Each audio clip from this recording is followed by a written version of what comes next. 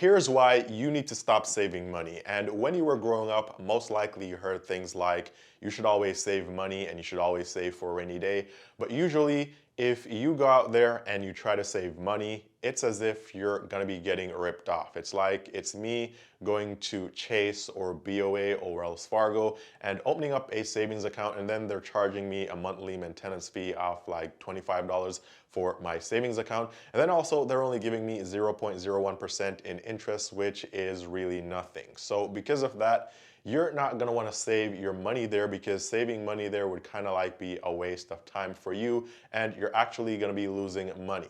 Now, you can follow the 2-year, 5-year rule, and the 2-year, 5-year rule is a rule that says if you're going to be making a purchase within the next 2 years or less, and you also have the money, then it would make sense for you to save the money or to park that money in a savings account. But if you're planning on making a purchase in like 5+ years, then you shouldn't save that money. You should instead try to get some kind of return on your money, because if it's 5+ years, then you're going to be missing out on a lot, especially with inflation being at like 8 or 10% right now. And that's also another reason why maybe you don't want to save any money, because even if you put your money in like a CD at the bank and you can lock in a rate of like 2% for 5 years, inflation is at like 10%. So you're actually still losing money. And the only person that's benefiting from that situation is actually the bank.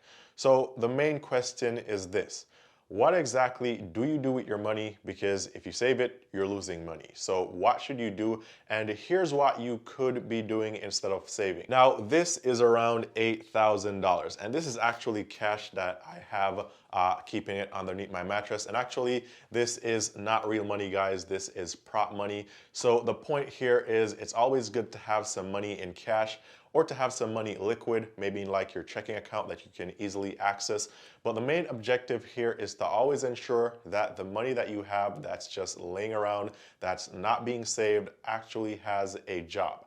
So for instance, this $8,000 is not being saved, but this $8,000 has a job. It could be my emergency fund. And so even though I'm not getting a return on this $8,000, even if I had it in, let's say, my checking account and I was getting 0.01% or maybe getting nothing, I'm also losing to inflation. But this cash is there to provide me with security. So in the event that I go broke tomorrow, or maybe I'm already broke because your favorite IG model says that I'm broke and dusty. So maybe if I get broker tomorrow, then I don't get kicked out on the street immediately, and I can actually live for a couple of months before I actually start emptying trash cans for a living. And by the way, if you have extra cash laying around, or you're worrying about if you should save money or not, then chances are you already did most of the basic stuff before, like creating an emergency fund and doing all that stuff, and also paying down your debts with this extra money that you have. So maybe now you just have extra money that's left back after you've taken care of all the responsibilities, all your bills, all your needs, and possibly all of your wants. And in the event that you hadn't done this, then you should go ahead right now. You should create that emergency fund of at least 3 months worth of expenses, and then also pay off all your debts. Now, if you've already done all that stuff, then here's what I would do.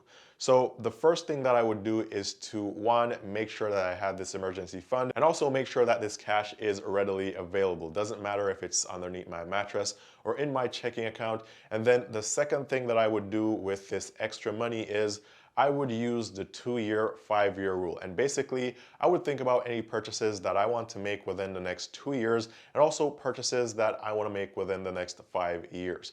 So for example, right, even though the CD or certificate of deposit doesn't give you a lot of money, or doesn't give you that much in returns because of inflation, if let's say you know that in the next 12 to 18 months, you want to pay down on a house and you have like $20,000 and you want to use the $20,000 as your down payment, then what you could do is you could actually put this money in a CD and lock it in for 12 or 18 months. And that way you get a fixed interest rate on this money. So it's not a lot of money, not a lot of returns, but it's still better than getting nothing. And this way you'll also be sure that you have access to this money in 18 months.